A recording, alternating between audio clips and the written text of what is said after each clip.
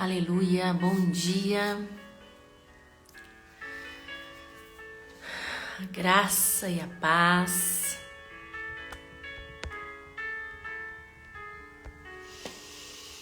esteja com você nessa manhã abençoada de quinta-feira.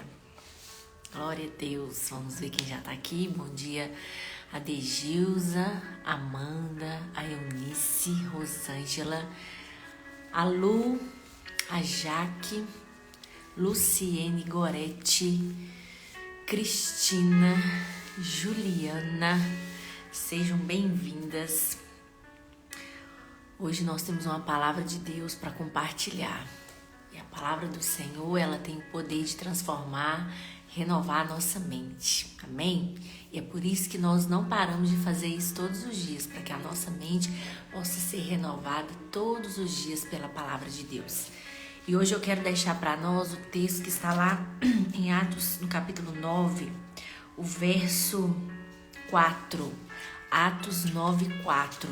Nós temos falado essa semana a respeito de revelação, né? De ter os nossos olhos abertos para enxergar todas as circunstâncias como o Senhor enxerga. E nós falamos, né, durante toda a semana de como é importante nós pedirmos ao Senhor: abra os meus olhos, eu quero ver. E interessante que eu estava meditando sobre isso essa semana. A pastora Márcia, né, que é a pastora do nosso ministério com crianças na Igreja Videira, ela dá uma mentoria para nós toda semana.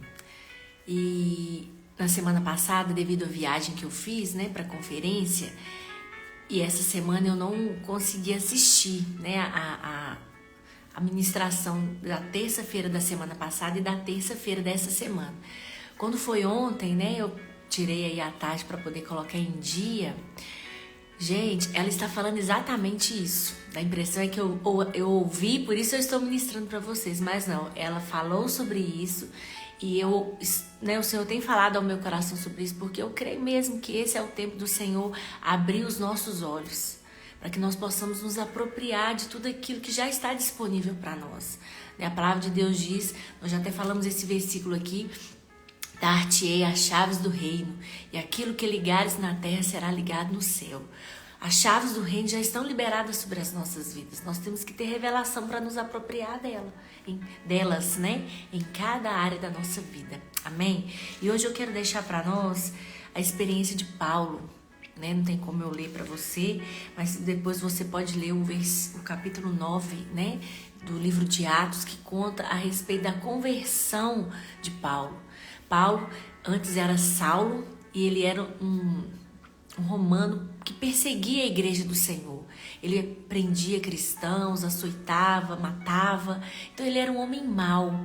Mas a Bíblia fala que um dia ele, né, vou ler a partir do versículo 1 do capítulo 9, fala assim: Saulo, respirando ainda ameaças e morte contra os discípulos do Senhor, dirigiu-se ao sumo sacerdote. Ele estava com tanto ódio que ele estava respirando morte dos discípulos. E ele pediu ao sumo sacerdote cartas para as sinagogas de Damasco, a fim de que, caso achasse alguns que eram do caminho, assim homens como mulheres, os levasse presos para Jerusalém. Ou seja, o caminho aqui significa aqueles que eram do Senhor, que proclamavam Jesus como Senhor e Salvador da vida deles. Seguindo ele estrada fora, ao aproximar-se de Damasco, subitamente uma luz do céu brilhou ao seu redor. Eu quero parar por aqui. Porque, né, se você continuar lendo a história, você vai ver que depois ele ficou cego, né, devido àquela luz. Ele ficou cego e ele foi enviado para a casa de alguém. E aí depois essa pessoa foi lá, Deus enviou alguém para estar indo lá até ele, para que ele pudesse ver novamente. Mas eu quero me deter aqui na questão de Paulo ter uma experiência súbita com a luz de Cristo, né?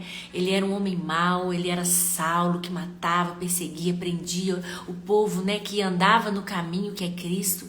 Mas um dia no caminho ali de Damasco, a Bíblia fala que ele teve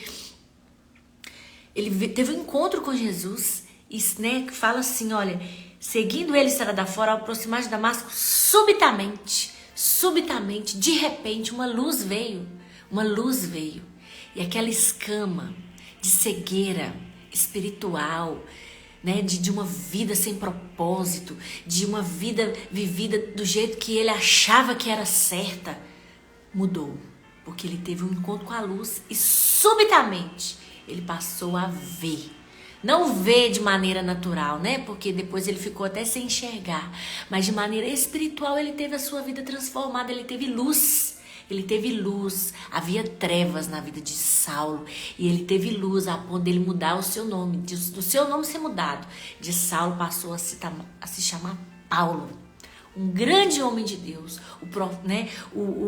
o ministro da graça, aquele que veio o Senhor usou para liberar graça sobre a igreja. Então olha que experiência sobrenatural e tremenda que ele teve.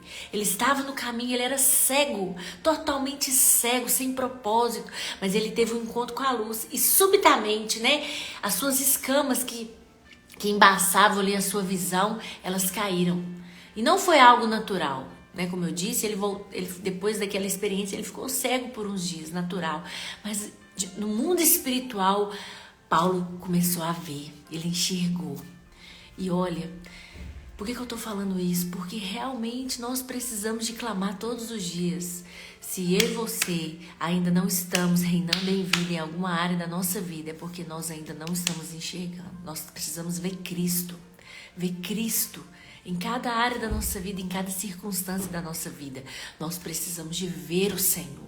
Assim como ele viu a luz, viu Jesus, teve uma experiência com Jesus, né? Nós precisamos de ver o Senhor em cada circunstância, em cada área, em cada situação.